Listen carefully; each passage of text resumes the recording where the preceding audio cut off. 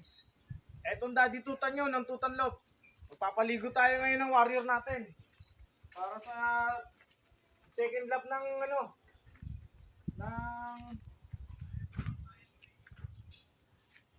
fun race. Siya si Choco Stick. Naka CHPA banded siya ng Norte. Sinabay ko lang siya sa ligo. Masyado silang marami.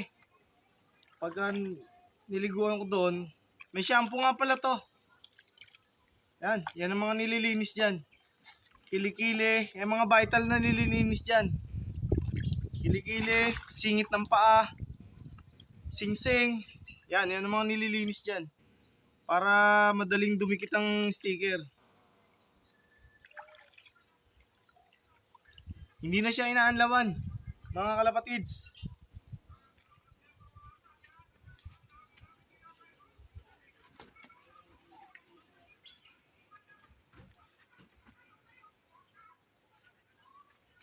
Ito si ihahabol natin si Saddle sa karera.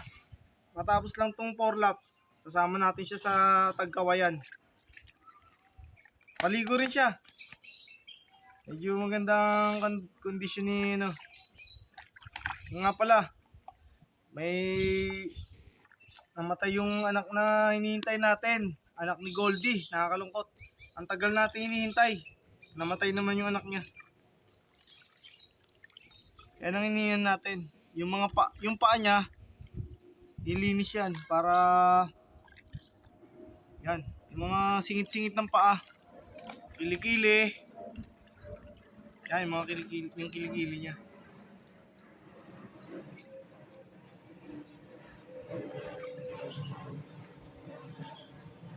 Sinabay siya sa ligo.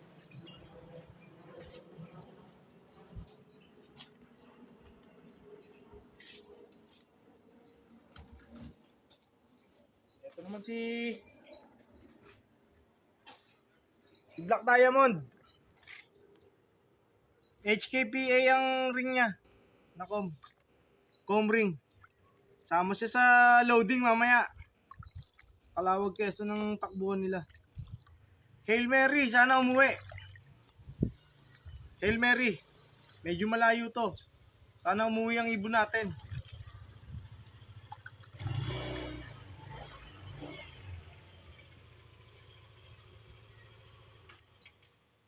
Okay, sa itsura ni ready siya.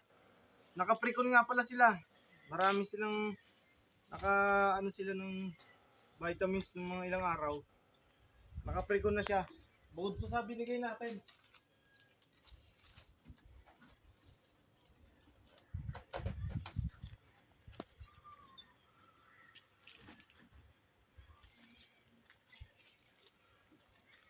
Ito yung ibon natin na si Batman. Ang ating second dropper nung Atimaonan. Nag-speed siya ng 1058.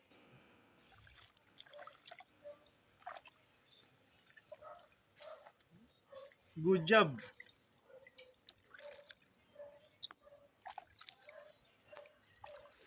Hindi ko siya nalilito ako sa gender niya kasi sa aking pagtingin isa siyang hen. Pero pag sa motion barako siya. Ayan, mga singit ng paa. Kaya tanggal talaga ipot niyan. Yan. Nalalapit talaga siya sa molting. Malapit na siya mag-molting talaga, mga kalapatids. Nabigyan natin siya ng supplement kanina.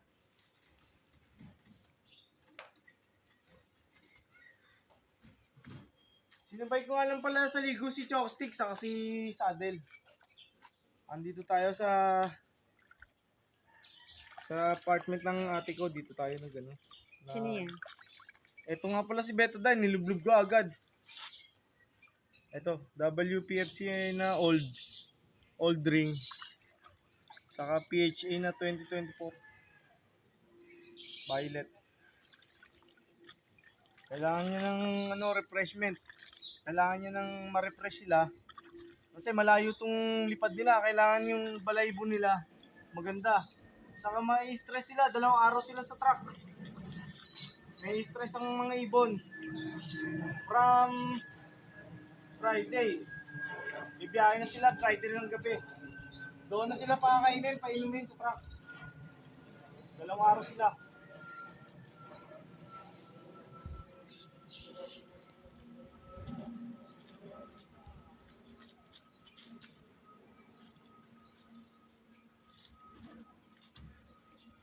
Ito nga pala si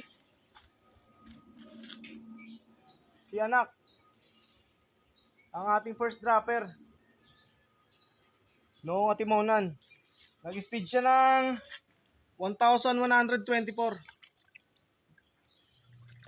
Good.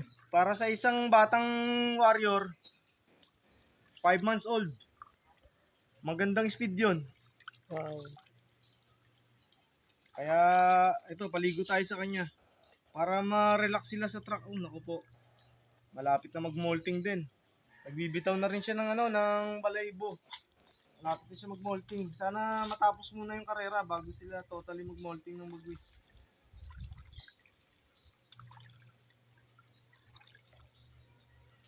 Gaya dati, ang ating inuuna, yung mga singit-singit ng paa. Nandiyan nagdadala ng dumi sa mikrobyo. Singit ng paa, kilikili. Sarap ng shampoo.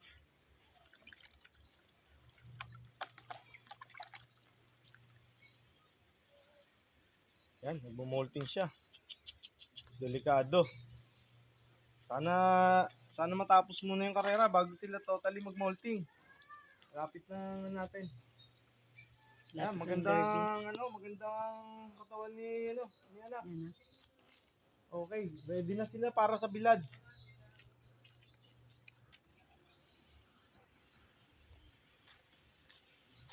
Hindi nga pala tayo magbibitaw na ng palipad ngayong araw na to kasi medyo malayo yung kanilang bibitawan na lugar. Calawag, Quezon tayo, second lap ng CFL summer. May stress sila sa track. Kaya relax muna sila ng 2 araw sa track. Para makuha nila yung kailangan ng katawan nila na pahinga. Saka nagbigay na tayo sa kanila ng pabaon, saka magic pills. Yung mga gawa natin yung kombinasyon ng gamot, sana kumonekta sa kanila. Kasi alam niyo na, ang karera, bugbugan talaga yan eh. Bugbugan yan sa truck. Oo nga pala, alas 8 tayo maglo-load mamaya. Kasi stress na ang ibon.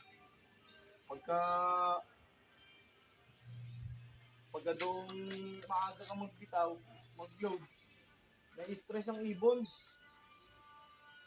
Napapagod ng maaga. Ang tendency,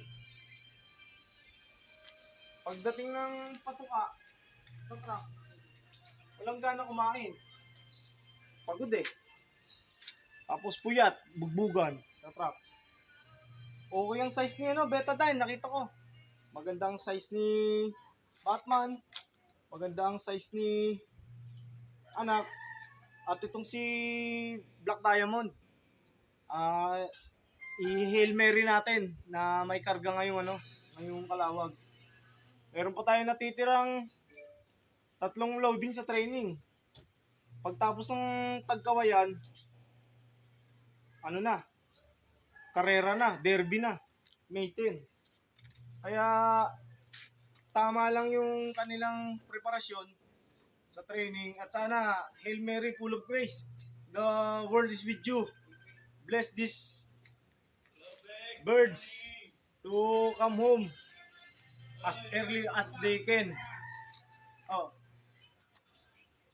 Session na po Kasi po, sinasamahan ko na rin ng panalangin.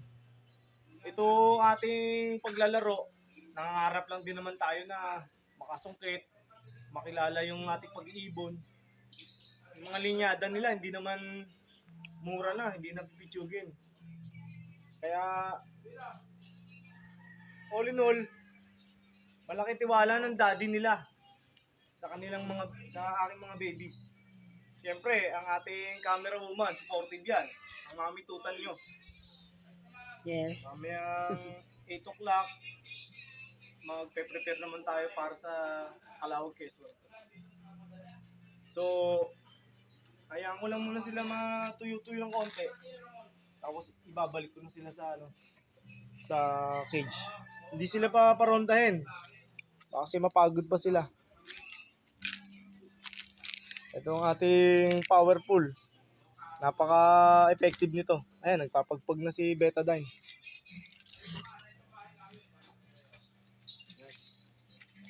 Si Betadine nga pala, isang cut. Ito kami natin i-reveal ang sing-sing nila sa loading station na. Ayos to. Okay, prepare naman tayo ng pagkain ng mga flyer natin. Kung inabot nyo tong video na to, pakilagay nyo ng comment sa ilalim ng area nyo, ng location nyo para mapasalamatan ko na kayo ng personal. Salamat sa pagsuporta nyo sa Tutanlop. Mangarap tayo ng mangarap. Libre lang. Thank you guys. God bless.